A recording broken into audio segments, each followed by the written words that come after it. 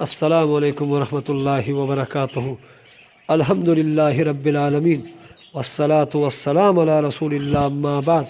میں ہوں Asif Iqbal, civil engineer. آپ سن رہے ہیں اس وقت نبی صلی اللہ علیہ وسلم کی سیرت پر لکھی جانے والی کتاب الرحیق المختوم کی ایپیسوڈ نمبر 27، قسط نمبر 27، احد کے بعد کی فوجی مہمات۔ مسلمانوں کی شہرت اور ساکھ پر احد کی ناکامی کا بہت برا اثر پڑا۔ ان کی ہوا کھڑی ہو گئی اور مخالفین کے دلوں سے ان کی ہیبت جاتی رہی۔ اس کے نتیجے میں اہل ایمان کی داخلی اور خارجی مشکلات میں اضافہ ہو گیا۔ مدینے پر ہر جانب سے خطرات منڈلانے لگے۔ یہود اور منافقین بدوؤں نے کھل کر عداوت کا مظاہرہ کیا اور ہر گروہ نے مسلمانوں کو ذکر پہنچانے کی کوشش کی، بلکہ یہ توقع باندھ لی کہ وہ مسلمانوں کا کام تمام کر سکتے ہیں اور انہیں بے دین سے اکھاڑ سکتا ہے۔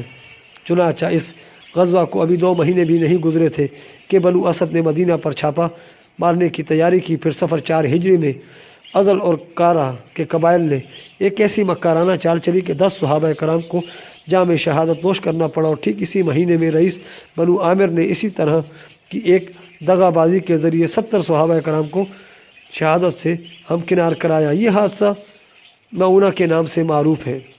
اس دوران بنو نذیر بھی کھلی عداوت کا مظاہرہ شروع کر چکے تھے، یہاں تک کہ انہوں نے ربیع الاول 4 ہجری میں خود نبی کریم صلی اللہ علیہ وسلم کو شہید کرنے کی کوشش کی۔ ادھر بنو غطفان کی جرأت اس قدر بڑھ گئی تھی کہ انہوں نے جمادی الاولیٰ 4 ہجری میں مدینے پر حملہ کا پروگرام بنایا۔ غرض مسلمانوں کی جو ساکھ غزوہ احد میں اکھڑ گئی تھی، اس کے نتیجے میں مسلمان ایک مدت تک پہم خطرات سے دوچار رہے، لیکن وہ تو نبی کریم صلی اللہ علیہ وسلم کی حکمت بالغہ تھی جس نے سارے خطرات کا رخ پھیر کر مسلمانوں کی ہیبت رفتہ واپس دلا دی اور انہیں دوبارہ مجد و عزت کے مقام بلند تک پہنچا دیا۔ اس سلسلے میں آپ صلی اللہ علیہ وسلم کا سب سے پہلا قدم ہمراہ الاسد تک مشرکین کے تعاقب کا تھا۔ اس کارروائی سے آپ صلی اللہ علیہ وسلم کے لشکر کی آبرو بڑی حد تک برقرار رہ گئی، کیونکہ یہ ایسا پروقار اور شجاعت پر مبنی جنگی اقدام تھا کہ مخالفین خصوصاً منافقین اور یہود کا منہ حیرت سے کھلے کا کھلا رہ گیا۔ پھر آپ نے مسلسل ایسی جنگی کارروائیاں کی کہ ان سے مسلمانوں کی صرف سابقہ ہیبت سے ہی بحال نہیں ہوئی، بلکہ اس میں مزید اضافہ بھی ہو گیا۔ اگلے صفحات میں انہی کا کچھ تذکرہ کیا جا رہا ہے۔ سریہ ابو سلمہ جنگ احد کے بعد مسلمانوں کے خلاف سب سے پہلے بنو اسد بن خزیمہ کا قبیلہ اٹھا۔ اس کے متعلق مدینے میں یہ اطلاع پہنچی کہ خولید کے 2 بیٹے طلحہ اور سلمہ اپنی قوم اور اپنی اطاعت شعاروں کو لے کر بنو اسد کو رسول اللہ صلی اللہ علیہ وسلم پر حملے کی دعوت دیتے پھر رہے۔ رسول اکرم صلی اللہ علیہ وسلم نے جھٹ 150 انصار و مہاجرین کا ایک دستہ تیار فرمایا اور حضرت ابو سلمہ کو اس کا علم دے کر سپہ سالار بنا کر روانہ فرما دیا۔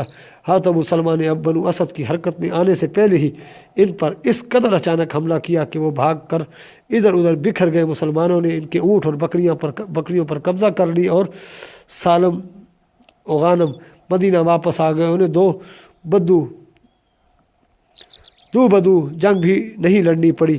یہ سریہ محرم 4 ہجری کا چاند نمودار ہونے پر روانہ کیا گیا تھا۔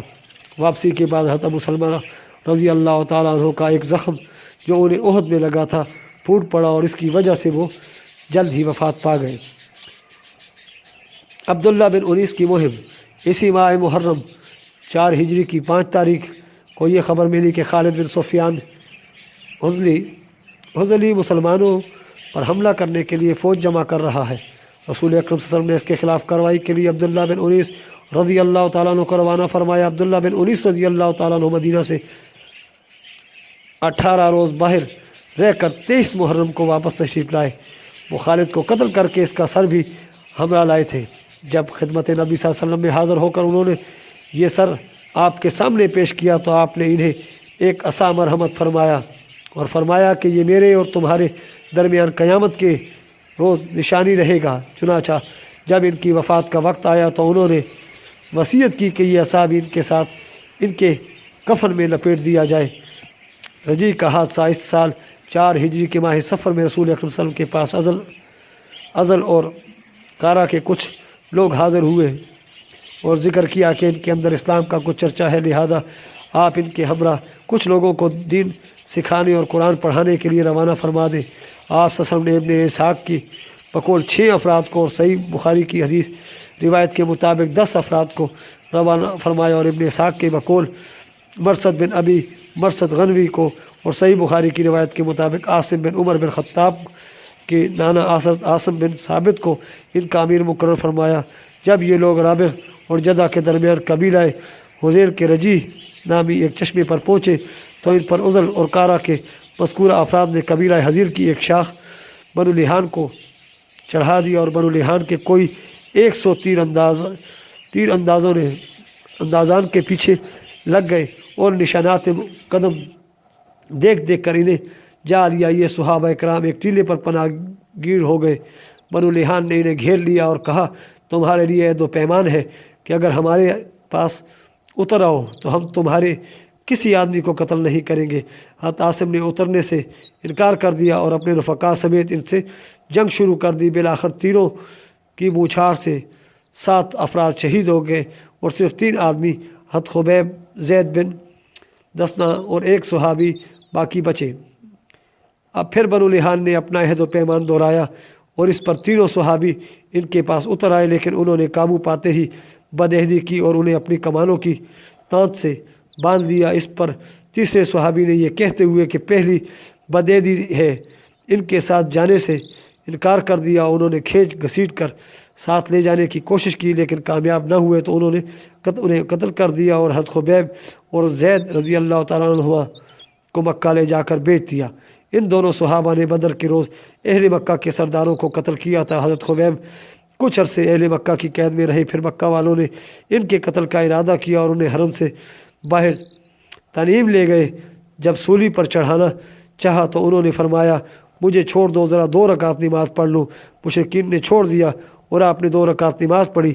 جب سلام پھیر چکے تو فرمایا بخدا اگر تم لوگ یہ نہ کہتے کہ میں جو کچھ کر رہا ہوں گھبراہٹ کی وجہ سے کر رہا ہوں تو میں کچھ اور طول دیتا۔ اس کے بعد فرمایا اے اللہ انہیں ایک ایک کر کے گن لے، پھر انہیں بکھیر کر مارنا اور ان میں سے کسی ایک کو باقی نہ چھوڑنا۔ پھر یہ اشعار کہے لوگ میرے گرد گروہ در گروہ جمع ہو گئے ہیں، اپنے قبائل کو چڑھا لائے ہیں اور سارا مجمع جمع کر لیا ہے، اپنے بیٹوں اور عورتوں کو بھی قریب لے آئے ہیں اور مجھے ایک لمبے مضبوط تنے کے قریب کر دیا گیا ہے۔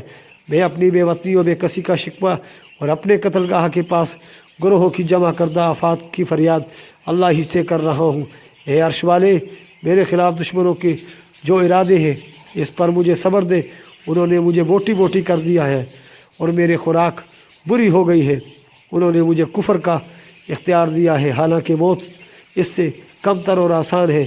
میری آنکھیں آنسو کے بغیر امڑ آئی ہیں، مسلمان مارا جاؤں تو مجھے پرواہ نہیں کہ اللہ کی راہ میں کس پہلو پر قتل ہوں گا، یہ تو اللہ کی ذات کے لیے ہے اور وہ چاہے تو بوٹی بوٹی کیے ہوئے اعضاء کے جوڑ جوڑ میں برکت دے۔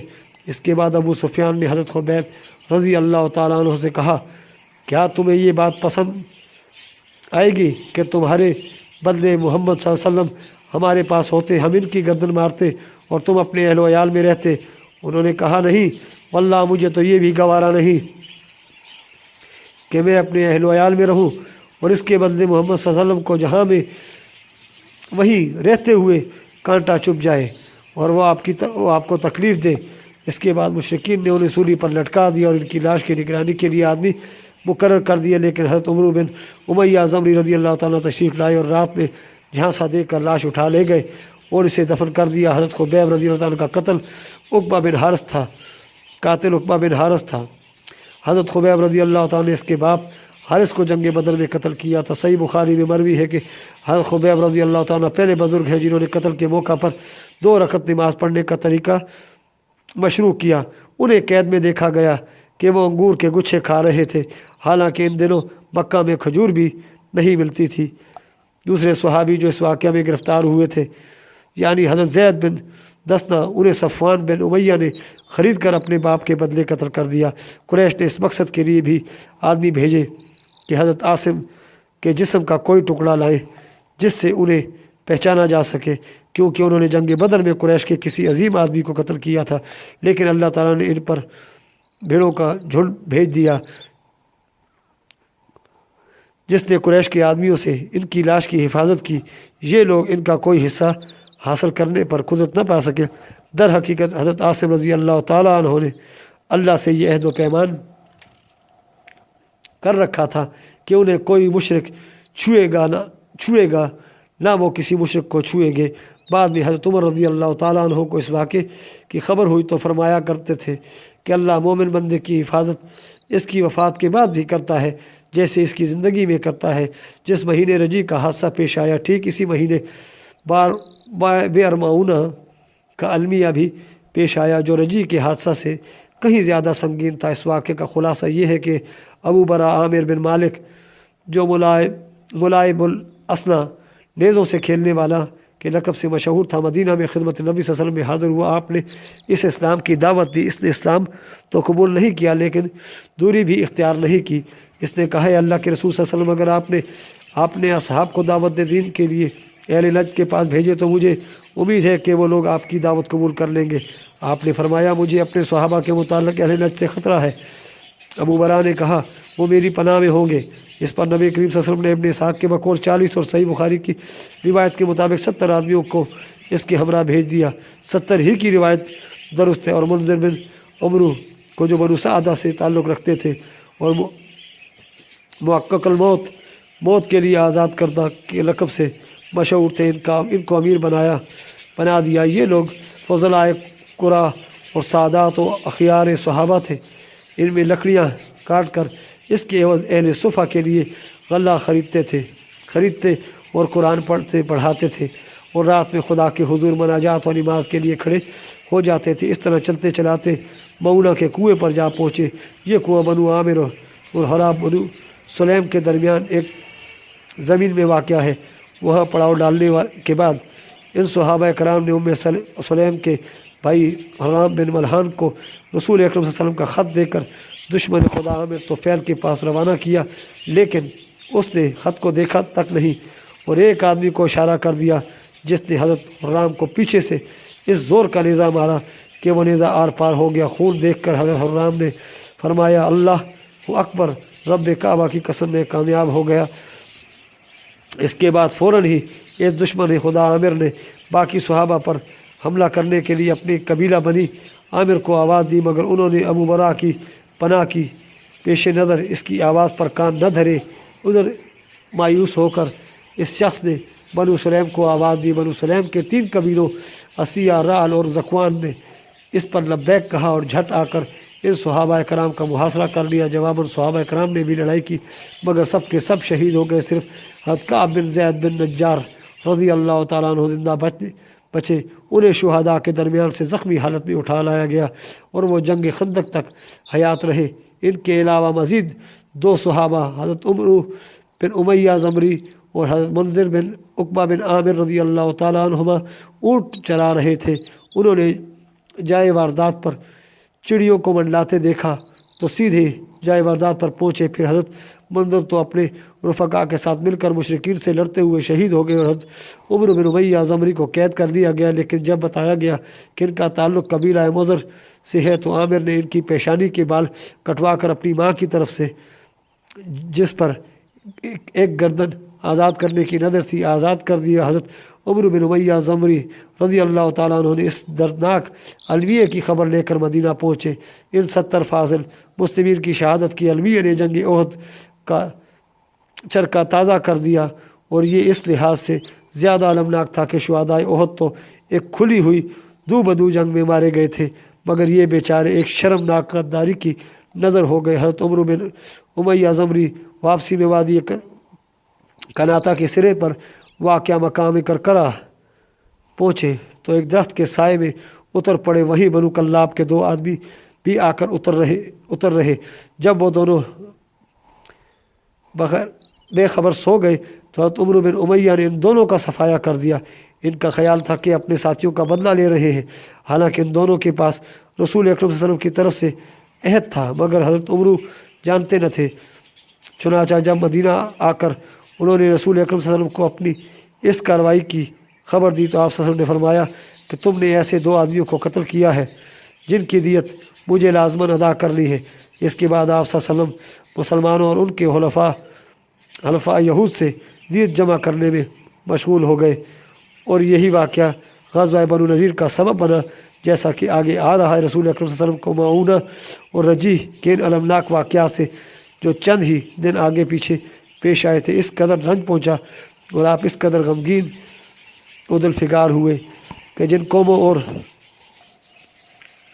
قبیلوں نے ان صحابہ کرام کے ساتھ غدر و قتل کا یہ سلوک کیا تھا، آپ نے ان پر 1 مہینے تک بد دعا فرمائی۔ چنانچہ صحیح بخاری میں ہے، حضرت انس رضی اللہ تعالیٰ سے مروی ہے کہ جن لوگوں نے آپ صلی اللہ علیہ وسلم کے صحابہ کو معونہ پر شہید کیا تھا، آپ نے ان پر 30 روز تک بد دعا کی۔ آپ نماز فجر میں رال زکوان الیحان اور اسیہ پر بد دعا کرتے تھے اور فرماتے تھے کہ اسیہ نے اللہ اور اس کے رسول کی معصیت کی، اللہ تعالیٰ نے اس بارے میں اپنے نبی پر وحی نازل کی جو بعد میں منسوخ ہو گئی۔ وہ وحی یہ تھی، ہماری قوم کو یہ بتا دو کہ ہم اپنے رب سے ملے تو وہ ہم سے راضی ہے اور ہم اس سے راضی ہیں۔ اس کے بعد رسول اکرم صلی اللہ علیہ وسلم نے اپنا یہ قنوت ترک فرما دیا۔ ہم بتا چکے ہیں کہ یہود اسلام اور مسلمانوں سے جلتے بھنتے تھے، مگر چونکہ وہ مرد میدان نہ تھے، سازشی اور نسیہ کار تھے، اس لیے جنگ کے بجائے کینے اور عداوت کا مظاہرہ کرتے تھے اور مسلمانوں کو عہد و پیمان کے باوجود اذیت دینے کے لیے طرح طرح کے ہیلے اور تدبیریں کرتے تھے۔ البتہ بنو قینقاع کی جلاوطنی اور کعب بن اشرف کے قتل کا واقعہ پیش آیا تو ان کے حوصلے ٹوٹ گئے اور انہوں نے خوفزدہ ہو کر خاموشی اور سکون اختیار کر لیا۔ غزوہ احد کے بعد ان کی جرأت پھر پلٹ آئی، انہوں نے کھلم کھلا عداوت و بدعہدی کی، مدینہ کے منافقین اور مکے کے مشرکین سے پس پردہ ساز باز کی اور مسلمانوں کے خلاف مشرکین کی حمایت میں کام کیا۔ نبی کریم صلی اللہ علیہ وسلم نے سب کچھ جانتے ہوئے صبر سے کام لیا، لیکن رجی اور معونہ کے حادثات کے بعد یہود کی جرأت اور جسارت حد سے بڑھ گئی اور انہوں نے نبی کریم صلی اللہ علیہ وسلم ہی کے خاتمے کا پروگرام بنا لیا۔ اس کی تفسیر یہ ہے کہ نبی صلی اللہ علیہ وسلم اپنے چند صحابہ کے ہمراہ یہود کے پاس تشریف لے کر ان سے بنو کلاب کے ان دونوں مقتولین کی دیت میں اعانت کے لیے بات چیت کی، جنہیں حضرت عمرو بن امیہ زمری نے غلطی سے قتل کر دیا تھا۔ ان پر معاہدے کی روح سے یہ اعانت واجب تھی۔ انہوں نے کہا، ابو القاسم، ہم ایسا ہی کریں گے، آپ یہاں تشریف رکھیے، ہم آپ کی ضرورت پوری کیے دیتے ہیں۔ آپ ان کے ایک گھر کی دیوار سے ٹیک لگا کر بیٹھ گئے، ان کے وعدے کی تکمیل کا انتظار کرنے لگے۔ آپ کے ساتھ حضرت بکر، حضرت عمر، حضرت علی اور صحابہ کرام کی ایک جماعت بھی تشریف فرما تھی۔ ادھر یہود تنہائی میں جمع ہوئے تو ان پر شیطان سوار ہو گیا اور جو بدبختی ان کا نوشتہ تقدیر بن چکی تھی، اس شیطان نے انہیں خوشنما بنا کر پیش کیا، یعنی ان یہود نے باہم مشورہ کیا کیوں نہ نبی کریم صلی اللہ علیہ وسلم ہی کو قتل کر دیا جائے۔ چنانچہ انہوں نے کہا، کون ہے جو اس چکی کو لے کر اوپر جائے اور آپ کے سر پر گرا کر آپ کو کچل دے۔ اس پر ایک بدبخت یہودی عمرو بن حجاج نے کہا، میں ان لوگوں سے سلام بن مشکم نے کہا بھی ایسا نہ کرو، کیونکہ خدا کی قسم انہیں تمہارے ارادوں کی خبر دے دی جائے گی اور پھر ہمارے اور ان کے درمیان جو عہد و پیمان ہے یہ اس کی خلاف ورزی بھی ہے۔ لیکن انہوں نے ایک نہ سنی اور اپنے منصوبے کو روبہ عمل لانے کے عزم پر برقرار رہے۔ ادھر رب العالمین کی طرف سے رسول اکرم صلی اللہ علیہ وسلم کے پاس حضرت جبرائیل تشریف لائے اور آپ کو یہود کے ارادے سے باخبر کیا۔ آپ تیزی سے اٹھے اور مدینے کے لیے چل پڑے۔ بعد میں صحابہ کرام بھی آپ سے آن ملے اور کہنے لگے، آپ اٹھائے اور ہم سمجھ نہ سکے۔ آپ نے بتایا کہ یہود کا کیا ارادہ تھا۔ مدینہ میں واپس آ کر آپ نے فوراً ہی محمد بن مسلمہ کو بنی نذیر کے پاس روانہ فرمایا اور انہیں یہ نوٹس دیا کہ تم لوگ مدینے سے نکل جاؤ، اب یہاں میرے ساتھ نہیں رہ سکتے، تمہیں 10 دن کی مہلت دی جاتی ہے، اس کے بعد جو شخص پایا جائے گا اس کی گردن مار دی جائے گی۔ اس نوٹس کے بعد یہود کو جلاوطنی کے سوا کوئی چارہ کار سمجھ میں نہیں آیا، چنانچہ وہ چند دن تک سفر کی تیاریاں کرتے رہے۔ لیکن اسی دوران عبداللہ بن ابی رئیس المنافقین نے کہلا بھیجا کہ اپنی جگہ برقرار رہو، ڈٹ جاؤ، گھر بار نہ چھوڑو، میرے پاس 2000 مردانے جنگی ہیں جو تمہارے ساتھ تمہارے قلعے میں داخل ہو کر تمہاری حفاظت میں جان دے دیں گے۔ اور اگر تمہیں نکالا ہی گیا تو ہم بھی تمہارے ساتھ نکل جائیں گے اور تمہارے بارے میں کسی سے ہرگز نہیں دبیں گے، اور اگر تم سے جنگ کی گئی تو ہم تمہاری مدد کریں گے، اور بنو قریظہ اور بنو غطفان جو تمہارے حلیف ہیں وہ بھی تمہاری مدد کریں گے۔ یہ پیغام سن کر یہود کو خود اعتمادی پلٹ آئی اور انہوں نے طے کر لیا کہ جلا وطن ہونے کے بجائے ٹکر لی جائے۔ ان کے سردار ہوئی بن اخطب کو توقع تھی کہ اس رأس المنافقین نے جو کچھ کہا ہے وہ پورا کرے گا، اس لیے اس نے رسول اکرم صلی اللہ علیہ وسلم کے پاس جوابی پیغام بھیج دیا کہ ہم اپنے دیار سے نہیں نکلتے، آپ صلی اللہ علیہ وسلم کو جو کرنا ہو کر لیں۔ اس میں شبہ نہیں کہ مسلمانوں کے لحاظ سے یہ صورتحال نازک تھی، کیونکہ ان کے لیے اپنی تاریخ کے اس نازک اور پیچیدہ موڑ پر دشمنوں سے ٹکراؤ کچھ زیادہ مفید و مناسب نہ تھا۔ انجام خطرناک ہو سکتا تھا۔ آپ صلی اللہ علیہ وسلم دیکھ ہی رہے تھے کہ سارا عرب مسلمانوں کے خلاف تھا۔ مسلمانوں کی دو تبلیغی وفود نہایت بے دردی سے تہتے کیے جا چکے تھے۔ پھر بنو نذیر کے یہود اتنے طاقتور تھے کہ ان کا ہتھیار ڈالنا آسان نہ تھا۔ ان سے جنگ مول لینے میں طرح طرح کے خدشات تھے، مگر بئر معونہ کے المیے سے پہلے اور اس کے بعد کے حالات نے جو نئی کروٹ لی تھی، اس کی وجہ سے مسلمان قتل اور بدعہدی جیسے جرائم کے سلسلے میں زیادہ حساس ہو گئے تھے، اور ان جرائم کا ارتکاب کرنے والوں کو خلاف مسلمانوں کا جذبہ انتقام فزوں تر ہو گیا تھا۔ لہٰذا انہوں نے طے کر لیا کہ چونکہ بنو نذیر نے رسول اکرم صلی اللہ علیہ وسلم کے قتل کا پروگرام بنایا تھا، اس لیے ان سے بہرحال لڑنا ہے، خواہ اس کے نتائج جو بھی ہوں۔ چنانچہ جب رسول اکرم صلی اللہ علیہ وسلم کو ہوئی بن اخطب کا جوابی پیغام ملا تو آپ صلی اللہ علیہ وسلم نے صحابہ کرام نے کہا اللہ اکبر، پھر لڑائی کے لیے اٹھ کھڑے ہوئے اور حضرت ابن مکتوم کو مدینہ کا انتظام سونپ کر بنو نذیر کے علاقے کی طرف روانہ ہو گئے۔ حضرت علی بن ابی طالب رضی اللہ تعالیٰ عنہ کے ہاتھ میں علم تھا۔ بنو نذیر کے علاقے میں پہنچ کر ان کا محاصرہ کر لیا۔ ادھر بنو نذیر اپنے قلعوں اور گڑھیوں میں پناہ لی اور قلعہ بند رہ کر فصیل سے تیر اور پتھر برساتے رہے۔ چونکہ کھجور کے باغات ان کے لیے سفر کا کام دے رہے تھے، اس لیے آپ نے حکم دیا ان درختوں کو کاٹ کر جلا دیا جائے۔ بعد میں اس کی طرف اشارہ کر کے حضرت حسان رضی اللہ تعالیٰ نے فرمایا بنی نومی کے سرداروں کے لیے یہ معمولی بات تھی کہ بوئرہ میں آگ کے شعلے بلند ہو۔ بوئرہ بنو نذیر کے نخلستان کا نام تھا، اور اسی کے بارے میں اللہ تعالیٰ کا یہ ارشاد بھی نازل ہوا، تم نے کھجور کے جو درخت کاٹے یا جنہیں اپنے تنوں پر کھڑا رہنے دیا، وہ سب اللہ ہی کے اذن سے تھا، اور ایسا اس لیے کیا گیا تاکہ اللہ ان فاسقوں کو رسوا کرے۔ بہرحال جب ان کا محاصرہ کر لیا گیا تو بنو قریظہ ان سے الگ تھلگ رہے۔ عبداللہ بن ابی نے بھی خیانت کی اور ان کے حلیف غطفان بھی مدد کو نہ آئے۔ غرض کوئی بھی انہیں مدد دینے یا ان کی مصیبت ٹالنے پر آمادہ نہ ہوا۔ اسی لیے اللہ تعالیٰ نے ان کے واقعے کی مثال یوں بیان فرمائی، کمثل الشیطان اذ قال للانسان اکفر کفرا فلما کفر قال انی بریء منک، جیسے شیطان انسان سے کہتا ہے کہ کفر کرو، اور جب وہ کفر کر بیٹھتا ہے تو شیطان کہتا ہے میں تم سے بری ہوں۔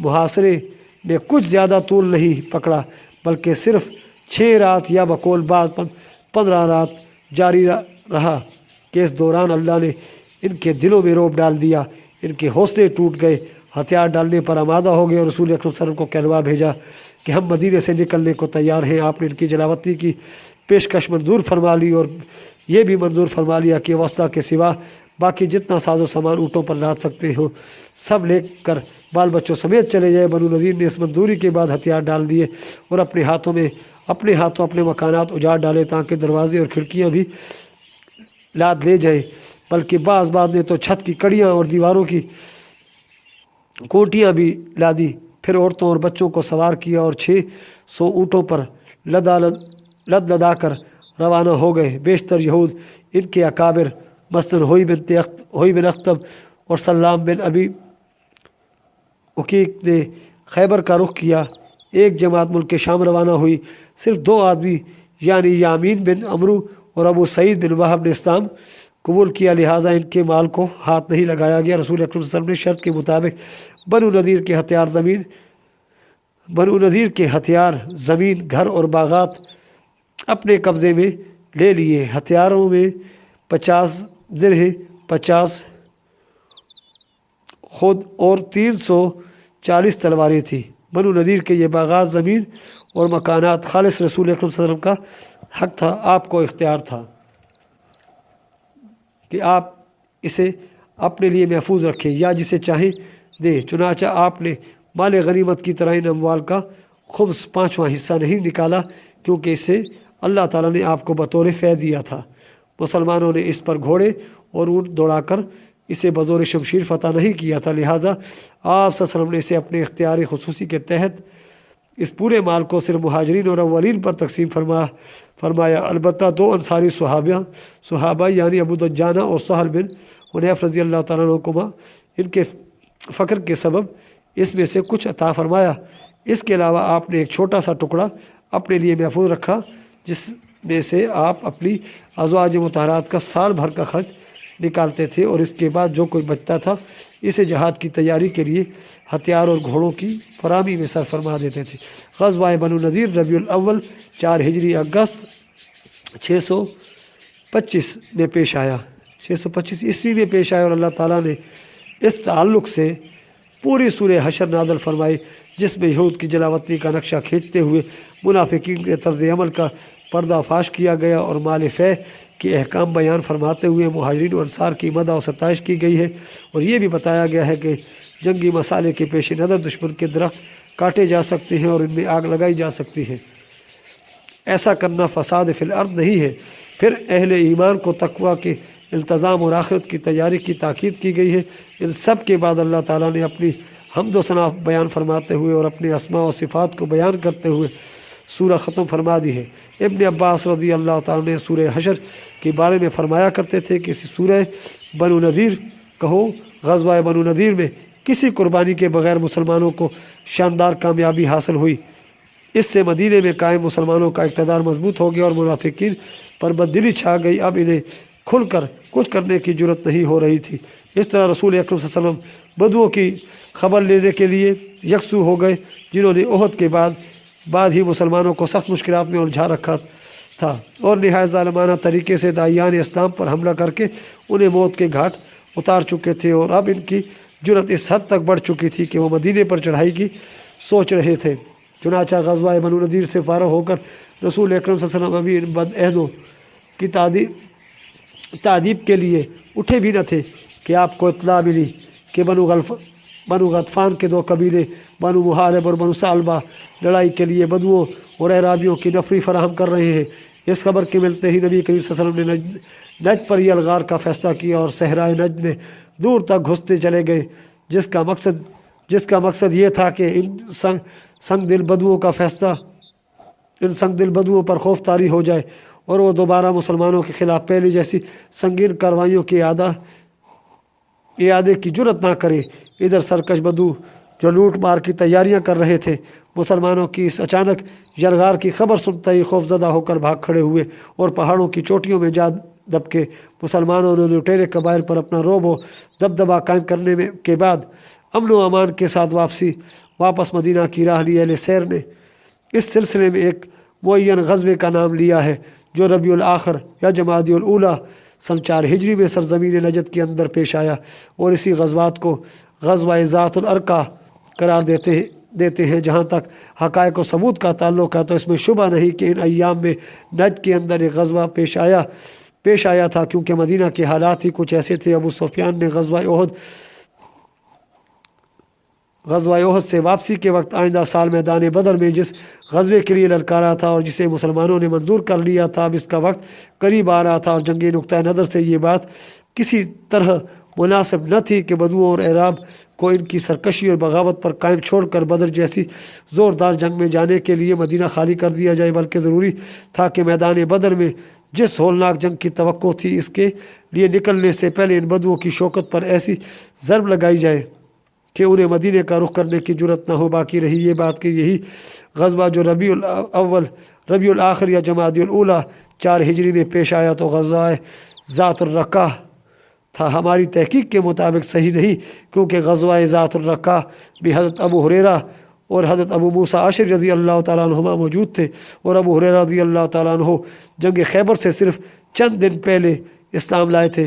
اس طرح حضرت ابو موسیٰ اشعری رضی اللہ تعالیٰ عنہ مسلمان ہو کر یمن سے روانہ ہوئے تو ان کی کشتی ساحل حبشہ سے جا لگی تھی، اور وہ حبشہ سے اس وقت واپس آئے تھے جب نبی کریم صلی اللہ علیہ وسلم خیبر میں تشریف فرما تھے۔ اس طرح وہ پہلی بار خیبر ہی کے اندر خدمت نبی میں حاضر ہو سکے تھے۔ پس ضروری ہے کہ غزوہ ذات الرقاع غزوہ خیبر کے بعد پیش آیا ہو۔ سن 4 ہجری کے ایک عرصہ بعد غزوہ ذات الرقاع کے پیش آنے کی ایک علامت یہ بھی ہے کہ نبی کریم صلی اللہ علیہ وسلم نے غزوہ ذات الرقاع میں صلوات خوف پڑھی تھی، اور صلوات خوف سے پہل غزوہ عفان میں پڑھی گئی۔ اس میں کوئی اختلاف نہیں کہ غزوہ عفان کا زمانہ غزوہ خندق کے بھی بعد کا ہے، جبکہ غزوہ خندق کا زمانہ 5 ہجری کی اخیر کا ہے۔ در حقیقت غزوہ عفان سفر حدیبیہ کا ایک ضمنی واقعہ تھا، اور سفر حدیبیہ سن 6 ہجری کے اخیر میں پیش آیا تھا، جس سے واپس آ کر رسول اکرم صلی اللہ علیہ وسلم نے خیبر کی راہ لی تھی۔ اس لیے اس اعتبار سے بھی غزوہ ذات الرقاع کا زمانہ خیبر کے بعد ہی ثابت ہوتا ہے۔ اس کے ساتھ ہی ہماری آج کی ایپیسوڈ اختتام پذیر ہوتی ہے۔ وآخر دعوانا الحمدللہ رب العالمین۔ آپ ہمارے چینل کو سبسکرائب کیجئے، ویڈیو کو لائک کیجئے، اور کمنٹس میں اپنی قیمتی آراء سے آگاہ کیجئے۔ اللہ حافظ۔